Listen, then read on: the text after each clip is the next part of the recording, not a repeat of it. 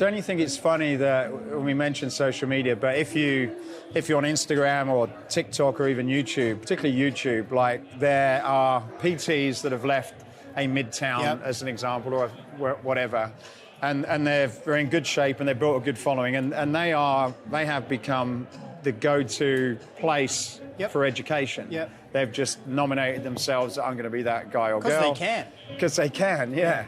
And then I guess you've got these big organizations like yourself that, huge resources, hiring teams of trainers, investing significant amount of money in education. But how do you get seen as the credible source as opposed? And I'm not saying it's wrong for your trainers to be that source. No, but I get it. They should do, but it's how do you become that brand of where people go to say, oh, I want to go to Midtown to learn and to find out about all these things? Yeah, good call. So this is a project that we've built out over the last sort of 13 months, and we've called it our coaching battle plan. We've looked at all elements of our coaches in the industry. We really reflected. We stood back because, like all the other clubs around the world, the hardest people to bring back were our coaches. Right. For us, instructors, not a problem. It was our personal trainers. We call our personal trainers coaches. Okay. Right? I train my dog. I coach the human being. So well, they're coaches, right? But what we realised though is that there's these gaps, and not only in education but security. Right. So we did a lot of research into other club companies' coaching models throughout the US and internationally. We spoke to ISSA and ACE and NASM and these governing bodies and that what are you guys noticing and what models are out there, and most of them are around the same thing. Coaches are paid by the amount of revenue they bring in. There is a eat what you catch mentality. Mm-hmm. How many coaches do you see entering the industry that are 35 and older? Not many. Not many, right? How many stay in there? Not many. There's not much security. So the model was broken before COVID. Right. Industry stats say there's an 80% turnover rate of coaches per year.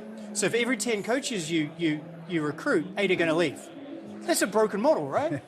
And so something was broken. So we looked at this and thought, how can we change this? So we built out what we call the coaching battle plan. We totally changed our criteria. This is live in our clubs now. We have taken out revenue completely. What we did is we built our coaching battle plan and our educational pathway and coach criteria based around the behaviors we wanted in our club. And our goal is to get more of our good people in front of members, right? So how we commission them and pay them now on performance is about how engaged they are in the club. Wow. So we now have coaches, and this is something else interesting as well, because we recruit first and foremost on core values, not on your CV. Core values. Always. Don't look at the CV till we've tackled the core values. How do you find out? How do you do that? Just in an interview, you just ask them? Yeah. We've brought out there's different questions based around our core values as a company, and I think that's really what's held us together in the last 2 years. Why we're in a strong place now, is because when we shut down, we had a pretty good organizational structure and strong organizational health and culture within our company. So coming out, it felt good because we recruit on core values. That's how we build our team, right? So. When we look at that scale, that coach criteria, ours is based on engagement and education. Now, the engagement piece is any hours you work in the club. So right now, we have top coaches that are working in our restaurants. So our restaurant in Chicago club is called Chromium. I was in the other day, and one of the coaches, Blake, served me and my partner. Fantastic. Really? He's then coaching. I went in 2 days later, he's working at the front desk. All of those hours add up for him being the highest rated coach in the club. Right? Which is different. Here's the thing, we lowered our threshold for getting full-time benefits because that's what they want, security and benefits and holiday and vacation pay and medical and all that stuff that in the US it's hard to get, the stability. And they don't just earn that through doing PT now, they're involved in the club. So if you've got someone with the right core values that's really great with people and they're in the restaurant and down at the front desk, hey, good to see you again, Matt. Yeah, we'll be training in an hour, I've just got to finish up here. Who cares? Right? Wow. Now, the coaches that have been doing it a long time and have got big clientele bases, yeah, they just do that. good on them. But these other coaches that are starting out, they can move different areas. So we changed that, and then we looked at our education, which is what we've been touching on with you, right?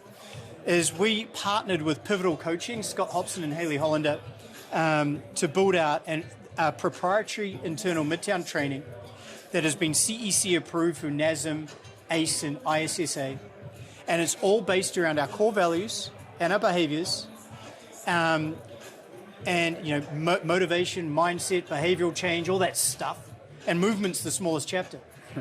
Okay, and we've based it into two levels. The first one is foundations of growth. Oh my goodness, foundations of growth, and the next one is next level coaching. Now we reached out to the Gray Institute, Exos, Precision Nutrition, Pivotal Coaching, ISSA, and we told them about this. They loved it so much they're on board as well. So they are now part of our educational pathway. And they give us free seminars each month and stuff because we're thinking this way. Mm-hmm. When we talk them through the criteria and how we want to create more, our goal is to create as many full-time coaches as possible and career pathways for coaches. My goal is to see a lot of coaches my age and older. That's my goal, right? And once these educational academies heard that, they're like, we're in. So I think that's cool. So that's part of our coaching battle plan. Now, on top of that, we've teamed up with ISSA, who are phenomenal, by the way. And they've given us their Coach PT cert, which they would have pretty much given it to us for free. But I want some skin in the game. So we offer that to any of our associates. I don't care if you work in housekeeping, lifeguard, front of house, wherever, right? You can go through that. And then we'll put you on the floor as what we call a coach on duty while you're going through your training period, paying you. And then we put you through our internal training that we've just developed, and off you go. Yeah, so far, so good. And how do the economics stack up, or is it still too soon to tell? What do you mean? Well, so it's a little bit unorthodox compared to what... It's completely unorthodox. So I've got to speak about it tomorrow, so I don't know how we'll get on. Yeah, and I suppose probably because of the financial side of things is kind of like, well, the way it's done at the moment, I get why it makes sense, and you're killing what you eat, but you kind of know how people perform and they're getting paid based on that. But whereas you're sort of saying, well, look, we'll kind of support you, we'll take you in, we'll train you. Do you know what?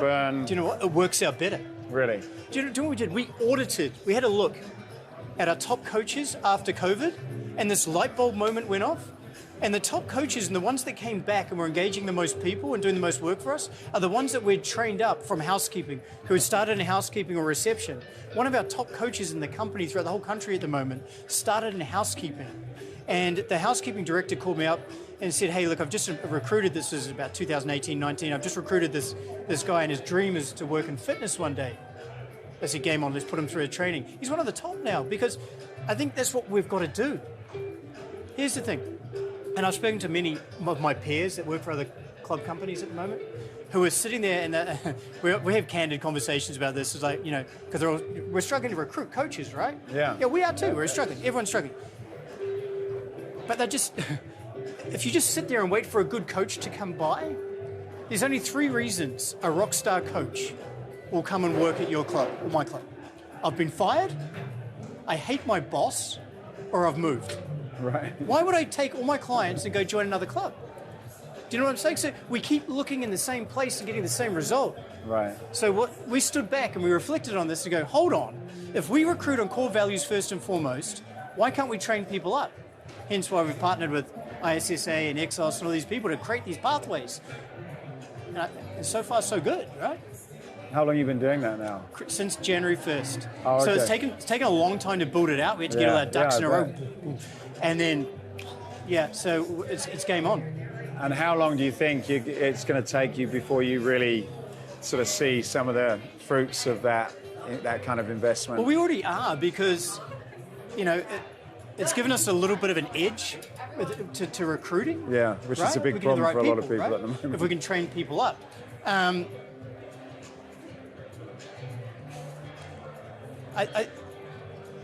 We just need to get the word out more. Yeah. We just need to get the word out more, and I hope the rest of the industry also looks at this and say, let's start training of finding new ways to educate or create career pathways. Yeah. Because we don't do a good job of that as an industry, right?